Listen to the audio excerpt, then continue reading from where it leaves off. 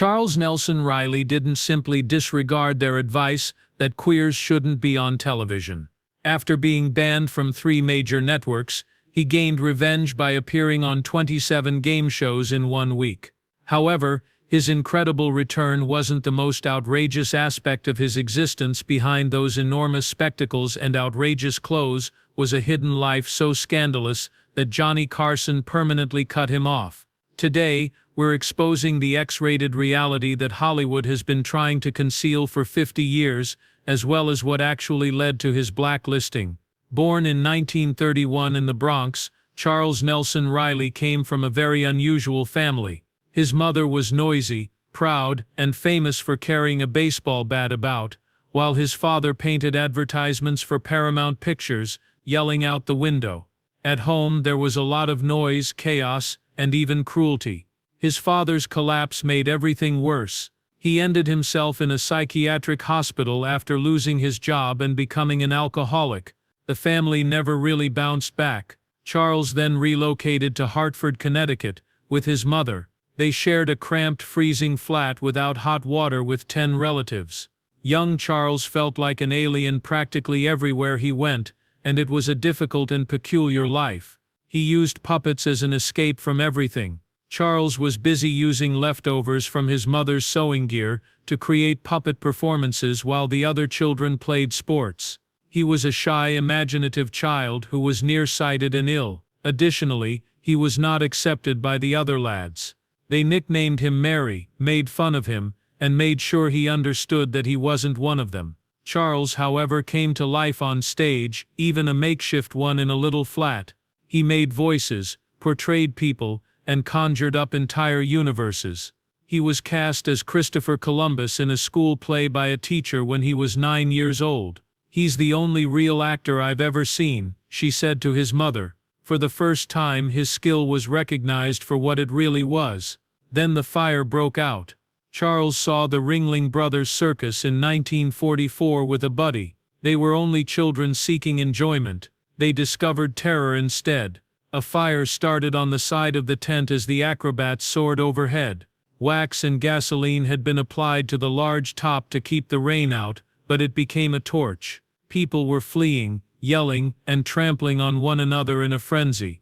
Charles and his companion almost survived their jump from the bleachers. Numerous children were among the more than 160 fatalities. The charred faces Charles witnessed that day stayed with him forever. He refused to sit in an audience after that. He didn't flee the stage, but he couldn't stand being in a crowd again. He simply remained behind it. Even though he would never be able to see others perform, he used that dread as motivation to keep going. His first aspiration was to sing in operas. It was his escape route. He put all of his energy into honing his voice while studying diligently at Hartford's Hart School of Music. However, dreams and realities don't always align. He had to confront the reality after years of preparing. His voice simply lacked the strength necessary to succeed as a professional. He was crushed, yet he continued. Rather than give up, he changed his course. He understood that he could still perform on stage, but not as a vocalist. He turned his attention to acting. Letting go of opera was painful, but it made room for something greater. He moved to New York City at the age of 18, packing up what little he had. He entered the HB studio, where acting was taught by such luminaries as Uta Hagen, Jason Robards, Gene Hackman and Jack Lemmon. All future stars were his classmates. Though he was serious about the task, he used to joke that none of them could act for crap. The reality was harsh, hungry, and cold, but he was pursuing the lights of Broadway. He only paid $7 a week to live in a small room without hot water. At the Waldorf Astoria, mail delivery took place at night. Observing the wealthy lead lives that were beyond his reach, there were audition days, but he had to sell his own blood to pay for the train trip because money was so short. He repeated it so frequently that one day, utterly exhausted by the fantasy he would not give up, he passed out in the middle of his stride. Whenever he had to decide between eating and attending an audition, he always chose the latter, and he managed to remain humorous even at that point. Even when he was hurting and broke, He had that piercing, humorous charisma that would later light up television.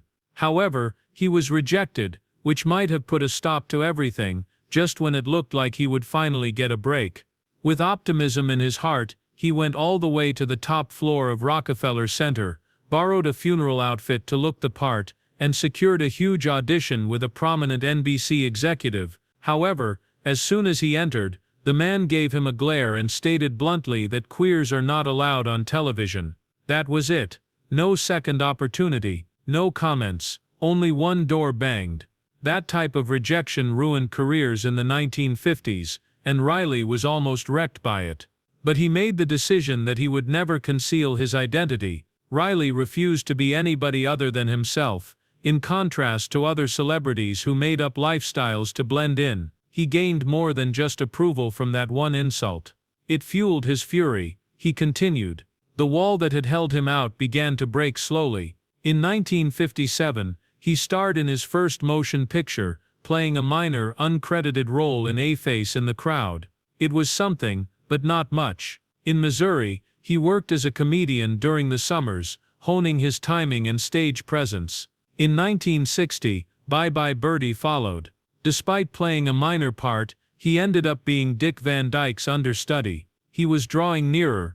It was a new program, boisterous and brimming with the energy of rock and roll, a mocking reference to the Elvis mania. It became a huge hit, and ran for more than 600 performances. Reilly saw it as more than simply a job. He grasped it with both hands as it was his first actual shot. Only a year later, however, did the actual spotlight shine.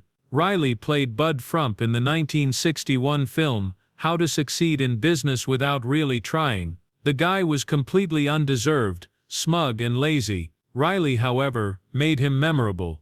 The program was so successful that it won 7 Tony Awards and the Pulitzer Prize. The Tony transformed everything, and Reilly's performance earned him one of them. He was now well known on Broadway, and no longer merely surviving. He didn't slow down either. He played the role of Cornelius Hackle in the Broadway classic Hello Dolly, which debuted in 1964. Reilly, who shared the stage with Carol Channing, portrayed an idealistic young clerk seeking romance and adventure. The musical ran for over 7 years, broke records, and took home 10 Tony Awards. Reilly's performance earned him another Tony nomination, and by this point, he was a charming, humorous, eccentric, and heartfelt performer. He attempted something different the next year. Reilly and Julie Harris co-starred in the musical Skyscraper, which was adapted from a play. Although it wasn't as successful as his earlier work, it was the start of a strong collaboration between the two performers. Despite their occasional disapproval of the play, the critics were unable to ignore Reilly's passion. He gave every scenario his all, making the audience laugh uncontrollably and capturing their interest like no one else. In 1968, Charles Nelson Reilly's life took a permanent turn. He finally found a job that would make him a household celebrity after years of trying to find his place in show business. In the sitcom The Ghost and Mrs. Muir, he was chosen to play Claymore Gregg, a widow who moves into a haunted cottage. Portrayed the cowardly landlord who lets her rent the house without telling her that a ghost already lives there. It became a common joke that his character was afraid of the ghost. It was more than simply the humor that made it unique. It was because viewers adored Reilly, and he finally had a consistent position on television. Although the program was short, his performance was noteworthy. He ultimately gained enough recognition in Hollywood thanks to the job. Charles relocated to California as the program began filming, and he fell in love with it right away. The whole atmosphere was different from New York, the people were laid back, and the weather was nice. He used to joke that before coming to California, he had been chilly all his life. It wasn't only a physical transformation, it was sentimental. He claimed in interviews that the pressure was different in Los Angeles, and that performers in New York were always striving to prove themselves. But he was able to breathe in Hollywood. He could feel like he was a part of something greater, make friends, and laugh in between takes. He was amazed by the smallest details, such as the quietness of the airport, or the fact that people waited a second before getting out of elevators. It dawned on him that this new existence truly felt like home. He also developed a new affinity with late-night TV as a result of his shift. Charles became one of the most memorable visitors to Johnny Carson's Tonight Show, the largest platform in town. A unique and sincere bond between Charles Nelson Reilly and Johnny Carson glowed on film each time Reilly entered the Tonight Show set. He was more than simply a visitor. He was a frequent visitor, a well-known figure, and a reassuring presence for the crowd. Reilly appeared around 100 times between the late 1960s and the early 1980s. He would claim it was 103 at times, and 105 at others. It didn't really matter what was true. How much joy they spent together was what counted. It became an internal joke between them and the audience. When Johnny would frequently inquire about Reilly's mother, their conversations lacked polish and practice. Like two old friends meeting up, they laughed, rambled, and felt genuine.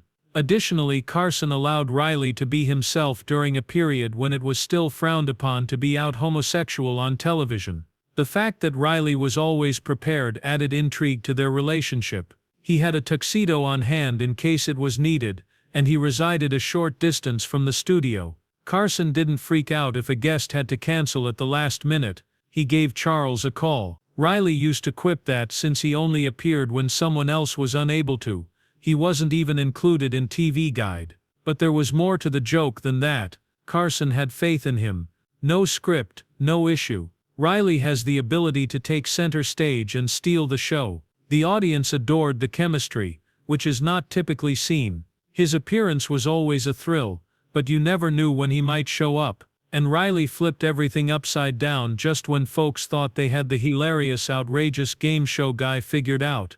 One evening, he surprised the entire studio after one of the guests brushed off his Shakespearean notions. After requesting some chords from Doc Severinsen, he began a forceful, solemn performance of Hamlet's The Play's The Thing. No humor, no camp, just unadulterated skill. The audience became quiet. He wasn't merely a loud-suited clown. He was a talented performer with classical training. That scene was never shown again.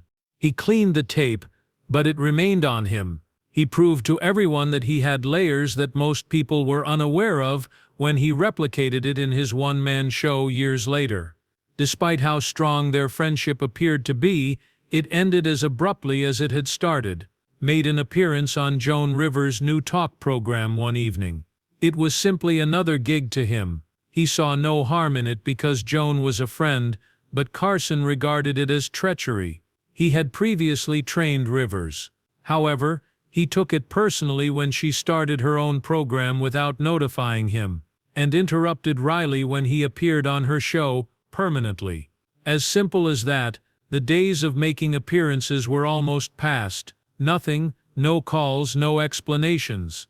Reilly claimed he didn't hear from Carson ever again. However, he never disparaged him either. It was just part of the business to Reilly. He continued to smile, tell anecdotes, and talk positively about the man who had made him famous on late-night television. Charles began making appearances on Rowan and Martin's Laugh-In, a television program that was unique at the time. It was frantic, crazy, and brimming with hallucinogenic energy and political humor. Charles was a perfect fit. He was ideal for the mayhem because of his loud voice, erratic demeanor, and wild facial gestures. A script wasn't necessary for him. It worked because he had to be himself. Charles was suddenly omnipresent as millions of people watched. He was more than simply the frightened landlord. He had a full-fledged TV career. In one interview, he claimed to have more work than anybody could manage since he was receiving so many proposals. And that was accurate. He continued to make guest appearances everywhere and was frequently featured on Arnie and the Dean Martin program. However, nothing was as remarkable or as strange as Lidsville. Horatio J. Hoodoo, a wicked magician in a world where hats were alive, was one of Charles' most bizarre performances to date. Hats indeed. Charles leaned into the fever dream that was the concert. He painted his face green, dressed in an outfit composed of layers of wool, and pretended to be the most outrageous villain he could think of. He even demanded that he be referred to as the Great Hoodoo. The working environment was appalling. Breathing was difficult due to the makeup. Butch Patrick, his youthful co-star, detested the screenplay because it was a complete disaster. Charles, however, never acted out of character. He put his all into that show. Lidsville became a cult favorite despite only having 17 episodes. And Charles became a memorable character for the children who watched it. He was the star of Match Game from 1973 to 1979. He was always there when you turned on the television. A pipe in his mouth, brightly colored clothes, big glasses, and a crazy sense of humor. He wasn't only portraying a role, the character was him. He established the upper right seat on the panel as his throne. He and Brett Somers bonded right away, and when Richard Dawson joined them, it seemed like a comic three had been formed. They were more than just amusing. The show was theirs. Charles once made appearances on 27 game programs in 1 week. It wasn't only labor, it was retaliation. Take revenge on those who predicted his failure. Uncle Croc's Block followed. It was strange, audacious, and totally different from any children's program available. Reilly portrayed a sulky crocodile who publicly detested his role as host of a children's program. The program was not trying to disguise its resentment. By combining live action and animation and parodying other well-known programs, it leaned into it. They featured impersonations of well-known figures like Steve Exhaustion and Captain Clangaroo. However, viewers were unsure about how to interpret it. It was discontinued within a few months after receiving terrible ratings. The president of ABC severed all connections with the production business because he was so irritated. Reilly, however, seems unfazed. Why? Since his life had been altered by TV. He discovered that a few guest appearances with Dean Martin might earn him more money than a whole year on Broadway. It was a stark reality. He remained in California, purchased a house in Beverly Hills, and even acquired a large yacht for himself. New York was no longer chilly for him. The sun was bathing him. Before relocating to Los Angeles, he used to joke that he had been chilly his whole life. He was all over by 1975. He had it all: comedy hours, game programs, and guest appearances. Additionally, an NBC executive previously informed me that they don't air LGBT people on television. Every episode felt like a gigantic middle finger to the system, as did every laugh and every payout. Reilly started to feel more drawn to directing after years of performing and studying under industry greats like U.T.A. Hagen and Herbert Berghoff. The leap wasn't abrupt. For others who knew him, it was a deliberate, unhurried step that made perfect sense. He was constantly observing and examining the minute aspects that brought a scene to life. Even while he continued to act, such as in the mid-1970s in God's Favorite, he already had a director's mindset, paying more attention to other people and the big picture. In the same year he took over as director of The Belle of Amherst, a one-woman production about Emily Dickinson that starred Julie Harris, a friend of his. With only one performer portraying 15 personalities and narrating Dickinson's life narrative in her own words, it was a daring enterprise. Under Reilly's guidance, however, a miraculous event occurred. Both audiences and critics were astounded by Harris's ability to vividly depict the poet's universe. The program became more than simply a hit. It was a phenomenon. Harris used it to tour the nation, win a Grammy, and win a Tony. It was more than success for Reilly. It demonstrated his ability to create sobering, impactful theater. It demonstrated his talent for evoking emotion from stillness and leading players into uncharted territory. Then, in 1979, came Break a Leg. Things didn't work out for him this time.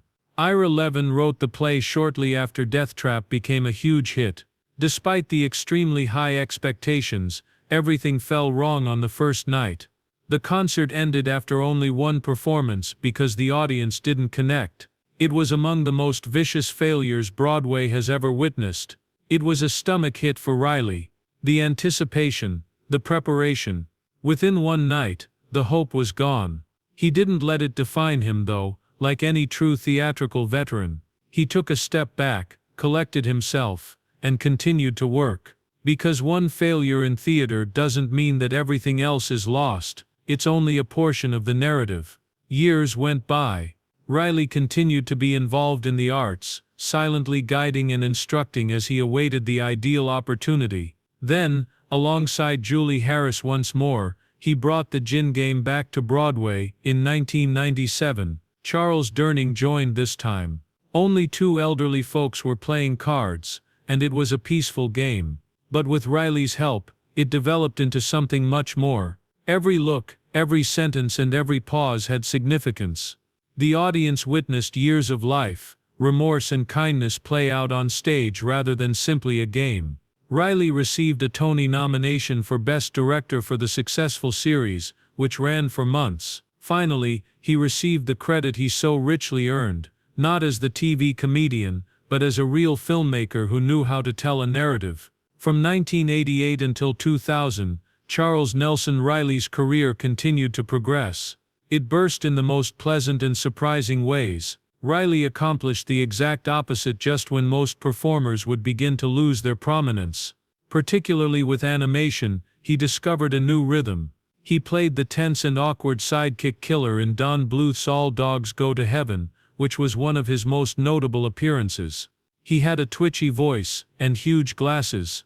He sat in the studio alongside Vic Tabak, who portrayed the evil Carface, rather than recording lines by themselves, as is customary for voice performers.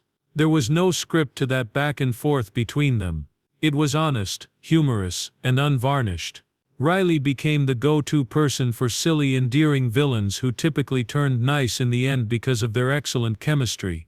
The same enthusiasm could be heard at Central Park's Rock-a-Doodle and a Troll. He went crazy at the new playground he had discovered. That wasn't all, though. At about the same time, Reilly became well known as the presenter of the oddball game show Sweethearts. It was a mix of mystery and romance. Three couples described their meeting experiences. However, only one was being honest. A panel of celebrities had to guess who was telling the truth. The couple received money if their guess was incorrect, and they won a trip if no one figured it out. It was amusing, strange, and entirely Reilly. Even though the program only ran for one season, he added charm and turmoil in equal measure. Nevertheless, it demonstrated that his charisma alone could carry a performance. Then a major change occurred. Reilly stepped behind the lens. He began directing episodes of the television program Evening Shade, which starred Burt Reynolds, his former All Dogs Go to Heaven co-star. His most well-known work up to that time had been directing plays, such as Julie Harris's The Belle of Amherst and The Gin Game.